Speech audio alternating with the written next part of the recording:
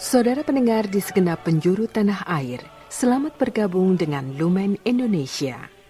Lumen Indonesia siap melayani Anda setiap hari. Saudara terkasih, marilah kita bersatu dalam Tuhan kita Yesus Kristus yang tidak berubah dahulu, sekarang, dan selama-lamanya. Allah Sang Maha Rahim mengasihi dan menerima sebagaimana adanya kita. Allah Bapa kita di surga senantiasa bersedia menolong, menghibur dalam menghadapi segala permasalahan hidup sehari-hari.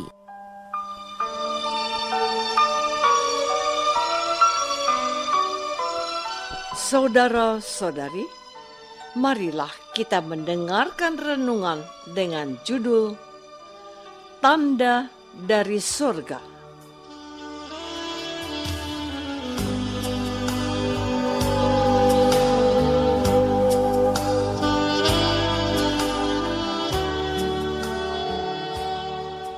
Yang berdasarkan pada Injil Markus bab 8 ayat 11. Lalu muncullah orang-orang Farisi dan bersoal jawab dengan Yesus.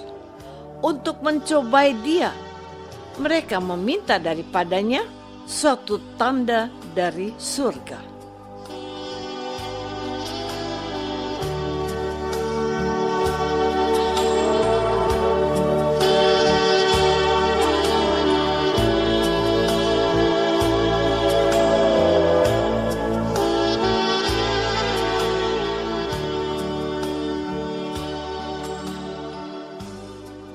Dalam nama Bapa dan Putra dan Roh Kudus. Amin. Saudara-saudari terkasih dalam nama Tuhan Yesus Kristus.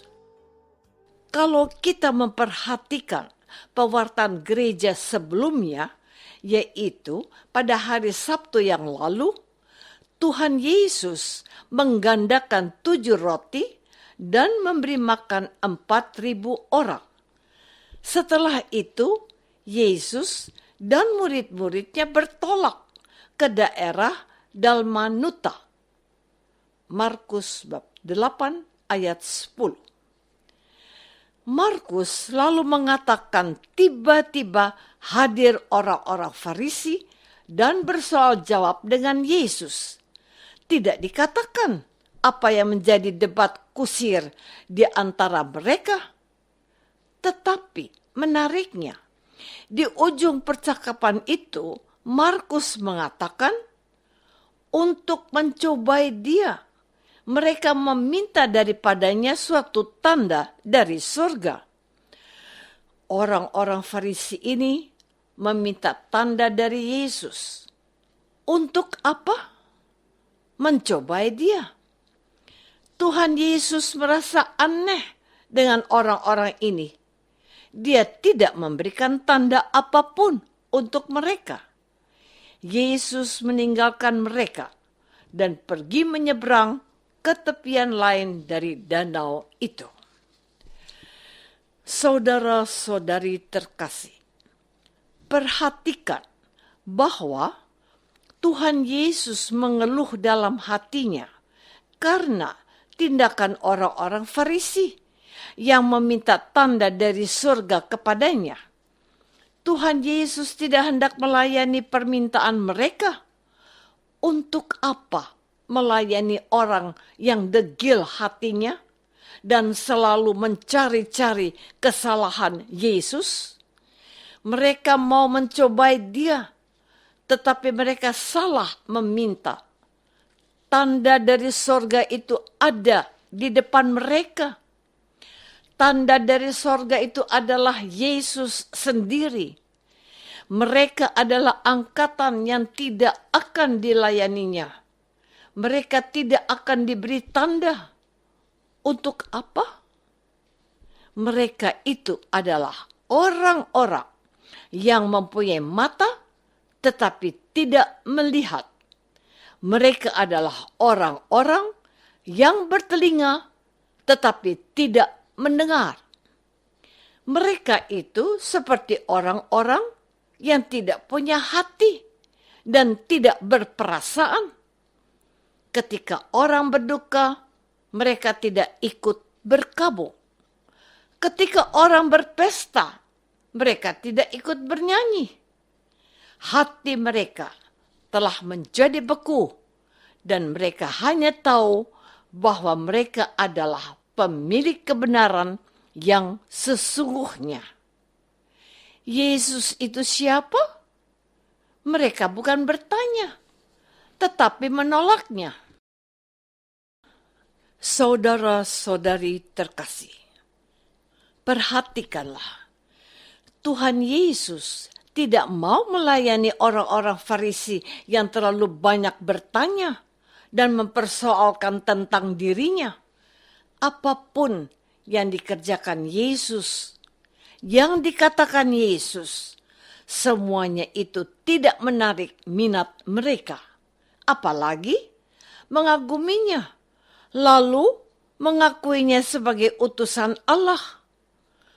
Tuhan Yesus menyembuhkan orang. Mereka mengatakan dia telah melarang hukum Sabat. Tuhan Yesus melakukan apa saja bagi mereka. Dia mencoba mendongkel popularitasnya untuk mengalahkan dan menurunkan pengaruh mereka sebagai pemuka agama Yahudi. Apakah mereka meminta tanda kepada Yesus supaya mereka kemudian percaya kepadanya sebagai utusan Allah dan menerima dia? Sama sekali tidak. Sebab mereka meminta tanda itu tujuannya cuma satu. Apakah Yesus bisa memberikan tanda dari surga? Tanda yang mereka inginkan itu seperti apa? Adakah di antaramu yang mengetahui keinginan mereka? Tuhan Yesus saja mengeluh. Artinya, dia kecewa dengan tindakan bodoh mereka. Betapa tidak bodohnya orang-orang Farisi ini. Tanda dari surga itu ada tepat di hadapan mereka. Yesuslah tanda dari surga itu. Dan mereka masih meminta tanda yang lain juga. Ini keterlaluan. Orang-orang yang tidak mempunyai bukan saja mata dan telinga, melainkan juga tidak mempunyai hati seperti mereka. Tidak perlu dilayani. Tinggalkan saja. Saudara-saudari terkasih, sikap Tuhan Yesus sangat tegas. Tidak perlu melayani orang-orang yang mencoba cari tahu, tetapi tidak memiliki hati yang bertobat dan siap diubah. Mereka ini adalah orang-orang yang tidak punya hati untuk dibukakan mata, telinga, dan pikirannya untuk menemukan kebenaran. Mereka hanya mau menunjukkan bahwa merekalah yang paling benar. Mungkin kita pernah bertemu dengan orang-orang yang meragukan kealahan Yesus. Mereka mempersoalkan iman kita kepada Yesus. Allah kok menjadi manusia? Manusia kok disembah sebagai Tuhan? Apa kita perlu menjelaskan iman kita kepada mereka? Sebagai bentuk pertanggungjawaban kita, harus menjelaskan kebenaran iman kita. Tapi, janganlah kita meladeni atau melayani orang-orang yang bertanya untuk sekedar menguji iman kita dan mencobai kita. Mereka ini tidak akan bergeming sekalipun kita sudah berusaha menjelaskannya. Sikap tegas Yesus perlu dicontoh. Tinggalkan. Jangan buang-buang energi dan melukai jiwa sendiri.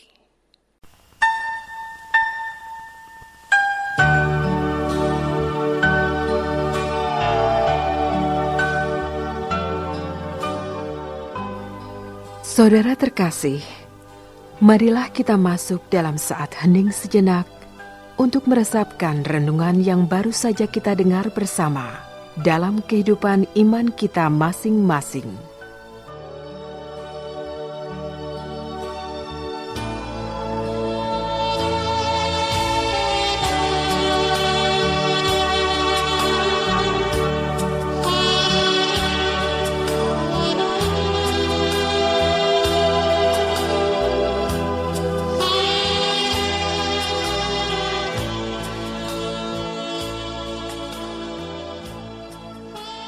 Apakah aku sudah berpegang teguh pada imanku pada Yesus sekalipun dicobai? Marilah kita berdoa. Bapa yang Maha Baik, berilah kami sikap yang tegas terhadap mereka yang menguji iman kami kepada Yesus. Bantulah kami memiliki kebijaksanaan Putra-Mu yang tidak berkompromi dengan orang yang mencobainya. Demi Kristus Tuhan kami. Amin.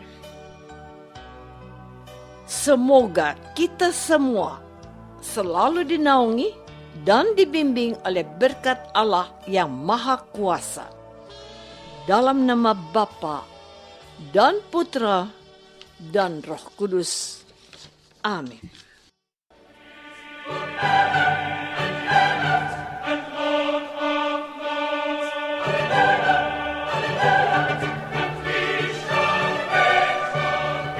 Dengan penuh kasih dan sukacita, Lumen Indonesia mengundang saudara-saudara seiman di segenap penjuru tanah air. Sekiranya ada tanggapan ataupun saran, kirimkan surat Anda ke Lumen Indonesia. Terima kasih atas perhatian Anda. Sampai berjumpa lagi dengan Lumen Indonesia pada waktu dan gelombang yang sama esok hari.